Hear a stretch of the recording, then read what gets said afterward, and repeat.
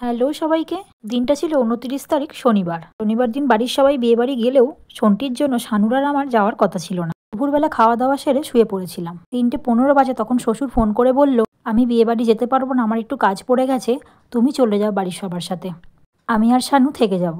৩:১৫ থেকে ৪টের মধ্যে তাড়াহুড়ো করে কোনো রকমে সেজে সোয়েটার চাদর সব কিছু ব্যাগের মধ্যে নিয়ে বেরিয়ে পড়লাম। প্রথমে একটা ইয়েলো কালারের ড্রেস পরেছিলাম, তারপর আবার চেঞ্জ করে শাড়িটা পরলাম।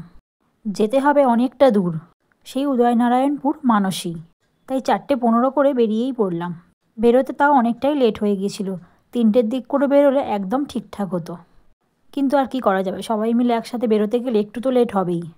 অনেকটা রাস্তা যাওয়ার পর একটা দোকানে দাঁড়ালাম সবাই মিলে চা বিস্কিট খাবে বলে। আমি গাড়িতে ট্রাভেল করলে খুব একটা খাওয়া পছন্দ করি না, আমার একটু প্রবলেম হয়, তাই আমি শুধু হজমলাই খেলাম। অবশেষে অনেকটা রাস্তা অতিক্রম করে ২.৫ ঘন্টা পর পৌঁছালাম বিয়েবাড়ি। ফাঁকা অন্ধকার রাস্তার মধ্যে দিয়ে যেতে যেতে যখন এই বিয়েবাড়ির গেটটা চোখে পড়ল, তখন মনের মধ্যে একটু শান্তি এলো যে অবশেষে পৌঁছালাম। তারপর যাদের বাড়িতে বিয়েবাড়ি ছিল প্রথমেই গেলাম তাদের বাড়ির সবার সাথে দেখা করতে। আমি এই প্রথমেই গেলাম তাদের বাড়ি, সবার সাথে প্রথম দেখা, কিন্তু ওরা এতটাই মিশুকে মনেই হচ্ছিল না এই প্রথমবার তাদের বাড়ি গেছি। তারপর যেতেই হাতে ধরিয়ে দিল নলেন গুড়ের রসগোল্লা, যেটা আমি একটাই খেয়েছিলাম। তারপর একটু মিষ্টি জল খেয়ে গেলাম ওদের বাড়িটা পুরোটা ঘুরে দেখতে। তারপর ওপর উঠে দেখলাম এই পুচকেটাকে। কিছুক্ষণ আদর করার পর চলে গেলাম স্টার্টার কাউন্টারে।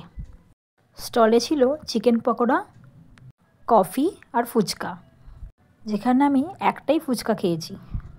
তারপর সোজা চলে গেলাম মকটেল কাউন্টারের দিকে।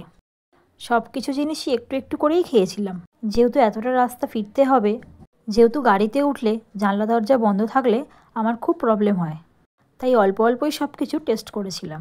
তারপর সবাই মিলে অনেক ফটো তুলেছি। তারপর অনেক বাজির আওয়াজ শুনতে পাচ্ছিলাম, তখনই শুনলাম বর এসে গেছে। তখন প্রায় রাত ৮টা বেজে গেছে, আর এদিকেও আমাদেরও তারা বাড়ি ফিরতে হবে এতটা রাস্তা, সেই জন্যই আমরা আর লেট না করে চলে গেলাম খাবারের জায়গায়। এই দেখো, এটাই হচ্ছে বিয়ের মেনু কার্ড। তারপর আমরা সবাই মিলে একসাথে বসে পড়লাম খেতে। খাবারের জায়গাটাও দুর্দান্ত সাজিয়েছিল। বলতে গেলে বিয়েবাড়ির প্রত্যেকটা জায়গায় আলাদা আলাদা করে খুব সুন্দর করেই সাজানো হয়েছিল। তারপরেই প্লেটে প্রথম পড়ে গেল স্যালাড, তারপরে কাসুন্দি ও ফিশ ফিঙ্গার, এরপর দিল রুমালি রুটি ও মাটন কিমা দিয়ে তড়কা, তারপরেই দিল চিলি পনির, তারপরেই এলো ফ্রাইড রাইস ও মাটন কষা, তারপর আমের চাটনি, রসগোল্লা ও সন্দেশ। আমি শুধু একটা ফিঙ্গার, একটু রাইস ও 2 পিস মাটন কষা খেয়েছিলাম। বাকিগুলো পাশে জেঠিমার পাত থেকে ছবি তুলে নিয়েছিলাম। বলতে গেলে আমি খুব একটা বেশি কিছু খেতেই পারিনি, ওই যে মনের মধ্যে একটা ভয় এতটা রাস্তা যেতে হবে।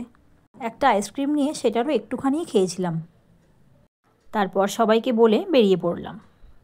যত রাত বাড়ছিল ঠান্ডা ততই বাড়ছে, দেখে বুঝতেই পারছো একদম মাঠের মাঝখানে বাড়ি, তাই ভীষণ ঠান্ডা।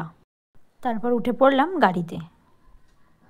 ওখান থেকে আমাদের বেরোতে বেরোতে রাত প্রায় 9টা মতো বেজে গেছিলো। তারপর অবশেষে আমাদের গাড়ি ছেড়ে দিল। সবার একবার অবস্থাটা খালি দেখো ঠান্ডায়। দুধারে মাঠের অন্ধকার আর মাঝখান দিয়ে চলে গেছে সরু এক রাস্তা। সত্যি বলতে একটু একটু ভয়ও লাগছিল।